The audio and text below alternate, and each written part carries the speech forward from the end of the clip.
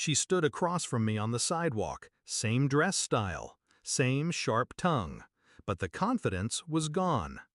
"Tell me," she demanded, voice cracking, "how did you end up successful?" I didn't blink, just leaned in and said two words, "Thank you." She froze, then crumbled, right there, in the street, crying into shaking hands, in full view of the life she used to own. 10 years earlier, I was the kind of man who believed in home-cooked dinners and loyalty. I married Camilla straight out of college. She was beautiful, clever, always the loudest voice in the room.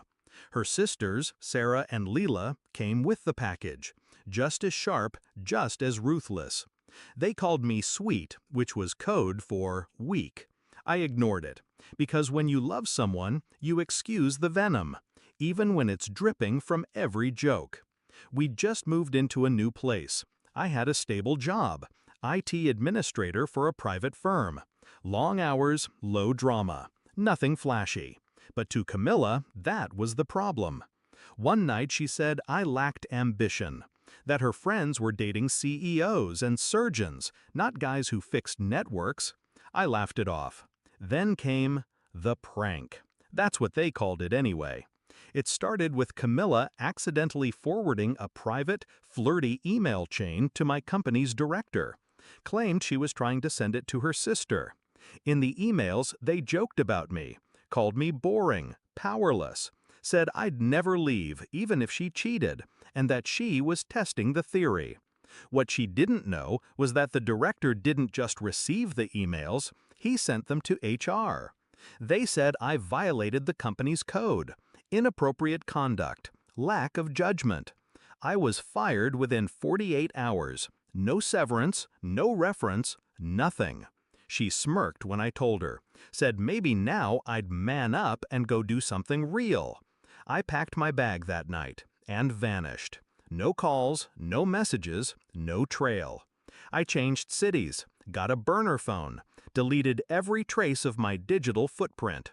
I stayed on a friend's couch, lived off peanut butter and cheap coffee. Nothing glamorous, but I studied coding, cybersecurity, white hat hacking, 12-hour shifts, 8 hours of study, no distractions, just discipline and memory, and the fire of what they did.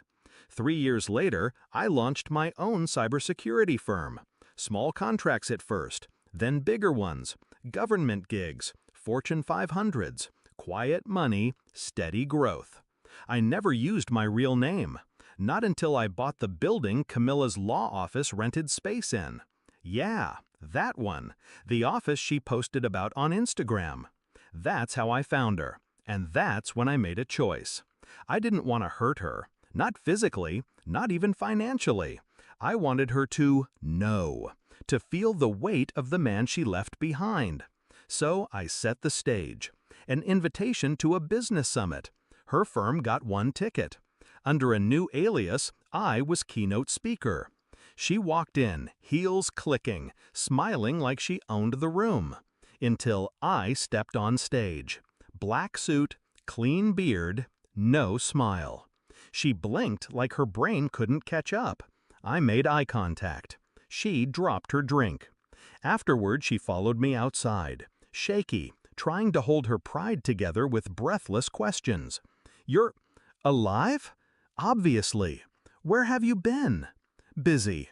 "But how? How did you get here? After what happened?" That's when I said it. Thank you. 2 words, that's all. Because she didn't destroy me, she freed me. The humiliation, the sabotage, the betrayal. It forced me to burn the life I was too afraid to leave. And from that ash, I built something pure. As she stood there sobbing, I didn't feel pity, I felt peace. She lost everything that made her matter to me, and I gained everything she said I never could. People like Camilla think they can bend you without breaking you, but what they don't see is how dangerous a man becomes once he has nothing left to lose and everything to prove.